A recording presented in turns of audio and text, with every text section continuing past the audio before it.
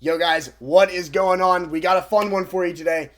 As you can see, we have Joshua Van and Demetrius Johnson on the screen right now, which means we are doing the current champ of the division versus the GOAT of the division, starting at flyweight, working our way up to heavyweight. Starting out in the flyweight division, as you can already see on the screen, we got Joshua Van and Mighty Mouse.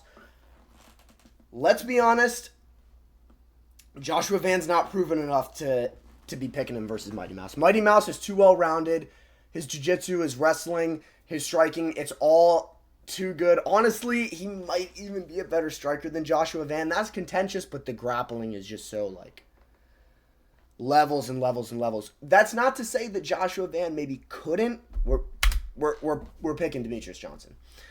That's not to say that Joshua Van couldn't get to a Mighty Mouse level in the future. It's very attainable for him, but it's, right now, no. Yeah, I think one Van doesn't have enough power, and That's his fair. big thing. If like it's not like DJ's slowing down as the fight goes on. No. Like Van's been able to work really good third rounds and stuff, but it's not going to work against DJ because DJ will also keep on building. I think eventually he's just so good everywhere. DJ would win. And then also the fight IQ, the adjustments. He's going to find, even if Joshua Van is catching him early, which honestly might not even happen, DJ's going to figure him out eventually. The experience, the fight IQ is going to get to him. Something I would also like to point out is DJ is always fighting bigger opponents, taller opponents, more jacked opponents, people that are cutting more weight than him. Joshua Van would be his first opponent that is not doing that. That's not cutting any more weight than DJ is. He'd be the first time DJ fights somebody smaller than him, which I think would play into DJ pretty well, to be honest. Next up, though, we've already seen this fight twice. Merab's the go to bantamweight, Jan's the current champ, and they literally just fought. And I think if they're going to fight again, Jan's going to win. Because Jan does have good cardio. He can go to the body. He's much more technical, much more skilled than Merab, and has the cardio to, keep up with Merab's pace for 5 rounds, as he showed in the last fight. Maybe it was a fluke. Maybe it was a fluke, and Merab's going to come back. He's going to beat him in the trilogy. Hey, guys, one more thing, guys. I beat him 50-45 2 times, guys. He fluked me 1 time. But, no, I think Jan is currently, as of April Fool's 2026, and this is not an April Fool's joke, I promise you.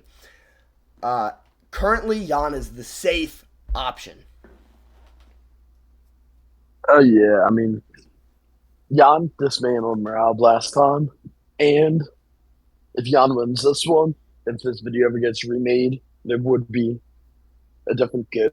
Mm-hmm. But I just think he'd have beaten Rob if you just stop the takedown, just keep up in the cardio, you could win. Yeah, and honestly, Jan was taking Merab down.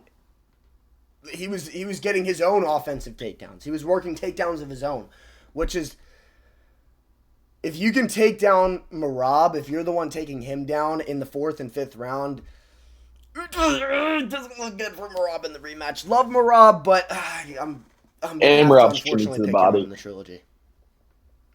But it is hilarious to think that this is the only matchup that we're actively seeing, and we're going to see it 3 times. We're going to see it next. We saw it a couple months ago. I think it's funny that one of these is actually happening multiple times. It's kind of ironic, Not ironic, but you know what I mean. Anyway, I'm rambling. Bro, bloody Volk versus Volk. In this one, I'm going to have to go with Volk, bro. Volk's just too much for him.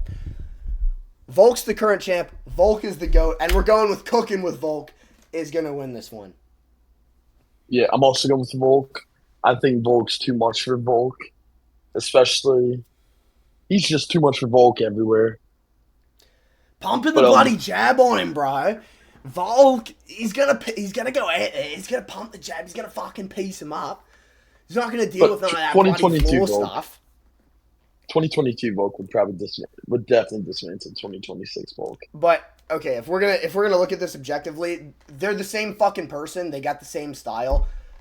Uh, 2022 Volk would beat the brakes off of Volk right now. He's got a better chin. He's got more power. He's faster. He's got better reaction time. He's just a prime version of the exact same guy, which is why it's so impressive that Volk is still like he was so good back then to where he can still be champ 4 years later now. So, Volk is obviously the winner. It's him versus himself. He's literally just a better version of the same guy. That's a no contest. I just wanted to put Volk on here twice to glaze Volk. Volk glaze starts at 0 minutes and 1 second. Volk glaze ends at the end of the video. Volk will always be getting glazed every single video. All right, Topuria versus Makhachev. This is the matchup you're here to see, right?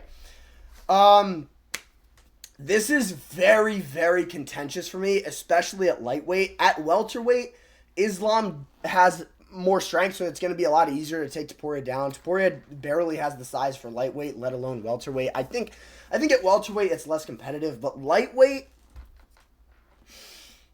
Topuria defended takedowns from Charles, who is a great wrestler, but Islam is the elite of the elite wrestler. He's the elite of the elite, man.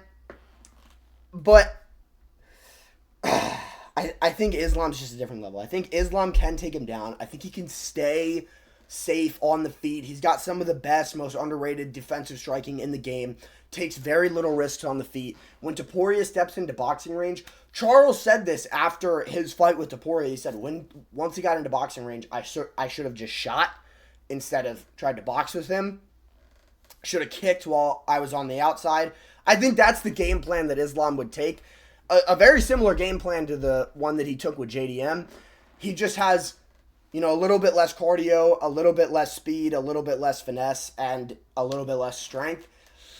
I think he could hold Topuria down the same way he did with JDM. And if Topuria tries to scramble, I think he gets submitted. He hasn't shown in the UFC against an Islam-level grappler an ability to scramble off the bottom, an ability to defend submissions. Because I know he fought Charles. Charles has Islam-level jiu-jitsu at least, but not like Ilya was never on bottom. Charles didn't have the wrestling, so we're going with Islam Makhachev. I'm hesitant because Ilya does have the nuclear option, but I think Islam would just barely scrape by him. Brand's a little bit more confident. Take it away. I was more confident in Islam winning just because I feel like he would definitely be able to take him down. And I feel like if Islam took him down, he's holding him there. He can find a submission if he scrambles, or he's content with holding him there. Islam doesn't care about your view. Like, he doesn't care about how entertained you are. And, I mean, if Islam takes him down, we've also never seen Ilya really past, 3 rounds? Or he fought Josh Emmett, but he was beating Josh Emmett's ass. That doesn't really count as seeing him pass 3 rounds. Yeah. I just feel like Islam would be able to hold him down and either submit him or just keep on holding him down. Like, it could go like Charles versus Max, or it could go like Conor versus Khabib. Yeah. I also do want to mention Islam not caring, quote unquote, about your viewing experience. That's true. He does just care about the win, but that's not to say he's not entertaining. Like he is entertaining when he has the right guy. And I know. Yeah, I'm just saying, like, it's not someone who it would affect if, like, it's a boring fight. Like, he wouldn't care if he wins. Yeah. So Islam, I do like to think though Islam was struggling to take down Dustin. but I feel like that was the off night. I don't think, and I know he still took him down, he still beat him, he still held him down for multiple rounds, but Dustin defending takedowns from Islam is a bad look. I just think that was the exception to the rule. I think Islam is an exceptional wrestler. I think he is an exceptional grappler. I think that was a bad night for him in New Jersey. But speaking of Islam Makhachev, next up we got Islam versus blurry, pixelated George St. Pierre. This one is also easy. This one's much easier for me than Islam versus Topuria. And I'll tell you why. GSP doesn't have crazy power. He is not a better wrestler than Islam. He's not going to take him down. GSP said his approach to somebody like Khabib would be try to take them down. You're not going to take Islam down. That's not going to happen. And then I think Islam is a better, more evolved striker than GSP was. Show me the guy who GSP beat that was on Islam's level in any aspect of MMA. Show me, like, Islam would fucking maul BJ Penn or Carlos Condit. Don't tell me he wouldn't. He's gonna fucking maul, Johnny Hendricks and fucking what's the Matt Serra, Matt Hughes. Like, he's beating the fucking brakes off these guys. So would JDM. You know what I mean? Like, GSP is known as being like one of the most complete fighters. I think Islam is the most complete fighter. I think he can take a GSP approach to GSP and just be better, cleaner, crisper everywhere. Yeah, I mean, go with Islam. Take it away. I'm also going Islam here.